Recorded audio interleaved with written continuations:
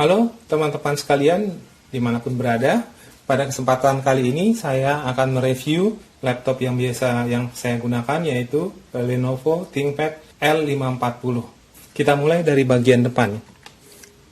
Bagian depan warnanya berbeda dengan seri sebelumnya, yaitu L530 yang berwarna hitam. Ini berwarna abu-abu dengan tekstur yang kasar sehingga tidak licin digunakan.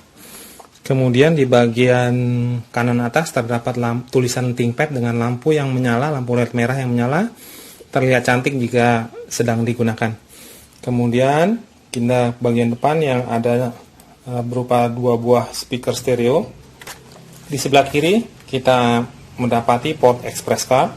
Kemudian USB 3.0 yang always on, bisa dicas HP walaupun laptopnya mati. Kemudian mini display port. Kemudian ada VGA atau DSAP port. Di sini ada ventilasi. Sini ada ventilasi juga, exhaust. Kemudian ini ada lubang charger ya. Kemudian di sebelah kiri bagian belakang ada Ethernet port atau LAN port. Kemudian ini ada kembali USB 2.0 dan ini adalah Kensington lock ya. Kensington lock. Oke, ini kembali ada USB 2.0 port. Dan ini adalah DVD RW combo. Kemudian ini adalah ada MMC card reader dan ini adalah USB 2.0. Ini adalah headphone dan mikrofon combo audio jack ya. Total semua ada 4 USB port, 1 USB 3.0 ya. Kemudian di bagian belakang tidak ada apa-apa kecuali baterai dan tutup untuk melakukan upgrade memori, hard disk dan prosesor. Oke, kita pindah ke bagian dalam. Di bagian dalam, pertama-tama adalah layarnya yang berukuran 15,6 yang sangat besar. Layar atau lid ini bisa ditekuk sampai 180 derajat yang tiada gunanya kecuali untuk mencegah supaya engselnya tidak patah ya pada saat kita tidak sengaja mendorong ke depan. Layar ini beresolusi SD yaitu 1366x768 menggunakan teknologi LED. Menurut saya warnanya sangat bagus ya. Untuk sebuah laptop bisnis, layar ini sangat baik layarnya. Karena biasa saya juga menggunakannya untuk menonton film atau bermain game ringan ya. Kemudian di atas ini ada webcam dengan resolusi HD. Tidak semua versi L540 ada webcamnya, ada yang tidak ada webcamnya, yang ini ada webcamnya. Kita pindah ke bagian keyboard. Ini keyboardnya. Layout keyboardnya adalah sebenarnya ini adalah Lenovo dengan keyboard Jepang, tapi sudah di stikerin dengan stiker US ya, sehingga di sini ada tombol-tombol kecil yang terlihat aneh. Kemudian di sebelah kanan atas ada tombol power dengan lampu LED-nya.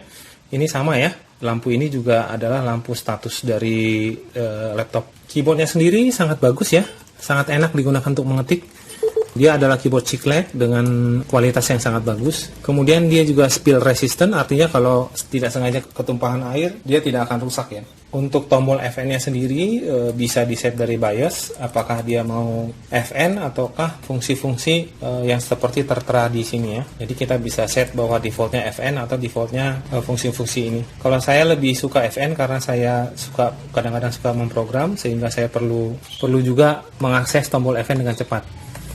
Yang saya suka lagi dari Lenovo L540 ini adalah tombol dedicated yang ada di sebelah kanan atas numpad, yaitu tombol Windows Explorer, tombol Internet Explorer, atau bisa kita ganti dengan tombol Chrome, Google Chrome, kemudian tombol lock dan tombol kalkulator. Seperti seri-seri ThinkPad, ciri khas dari ThinkPad yaitu terdapat trackpad di sini yang menurut saya kurang enak untuk digunakan, tapi daripada tidak ada cukup membantu kalau Anda berada di perjalanan dan tidak dapat menggunakan mouse. Untuk touchpad sendiri sebenarnya berbeda dengan touchpad seri sebelumnya, yaitu touchpad ini merupakan satu tombol besar ya, jadi kita bisa ngeklik di mana saja, dan seperti versi sebelumnya juga ini ada dua tombol di atas, yaitu tombol klik kiri dan klik kanan, di bawah klik kiri dan klik kanan. Tetapi untuk melakukan klik kiri kita bisa melakukan di mana saja. Dan ini sebenarnya untuk kegiatan sehari-hari tidak masalah ya, untuk browsing, mengetik ya. Hanya kalau untuk melakukan editing grafik ini sangat mengganggu karena ketika kita melakukan klik, mouse bisa bergeser karena kita menekan touchpad ini. Jadi sangat tidak disarankan untuk melakukan editing grafik dengan touchpad ini. lebih baik menggunakan mouse ya. Kemudian di sebelah sini harusnya ada fingerprint, tapi ini adalah versi yang tanpa fingerprint. Kita masuk ke bagian performance ya teman-teman.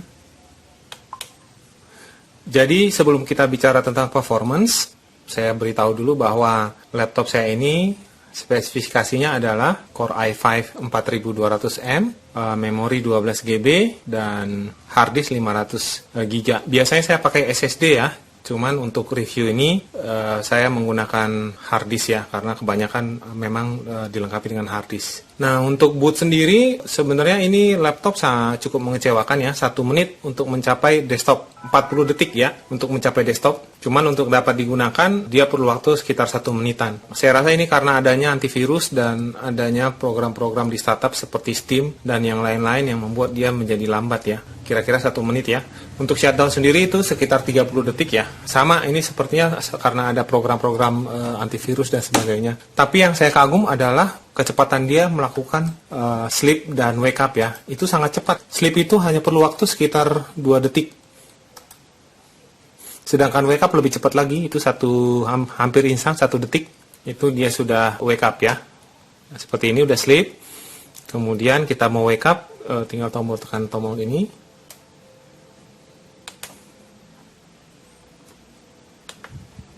Oke, ya lihat hampir instan ya dia wake up-nya. Kemudian kalau untuk performance sendiri, saya sih tidak merasakan untuk penggunaan sehari-hari seperti browsing, kemudian menonton YouTube dan mengetik, Excel dan sebagainya. Saya tidak merasakan perbedaan yang signifikan ya, karena memang komputer ini menurut saya sangat cepat untuk browsing ya, untuk kegiatan sehari-hari maksud saya.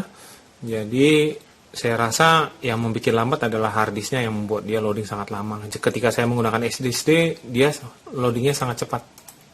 Coba kita loading Excel ya. Ya, ini sekitar 10 detik loading Excel. Karena YouTube ini masih loading.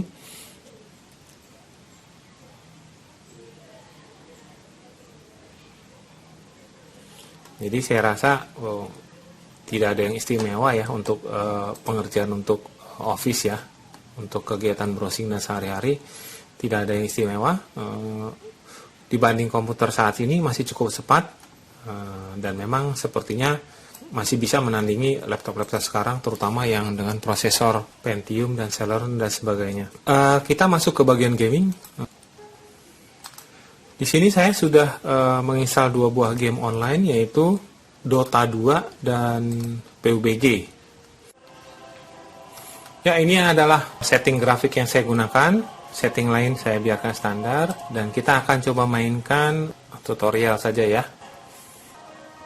Seperti Anda lihat sendiri bahwa game dapat berjalan dengan baik walaupun pada setting high. Jadi Anda bisa menggunakan laptop ini untuk bermain Dota 2. Game berikutnya yang kita tes adalah PUBG dengan settingan grafis high yang ternyata hasilnya cukup memuaskan. Saya bisa memainkan game ini dengan sangat baik.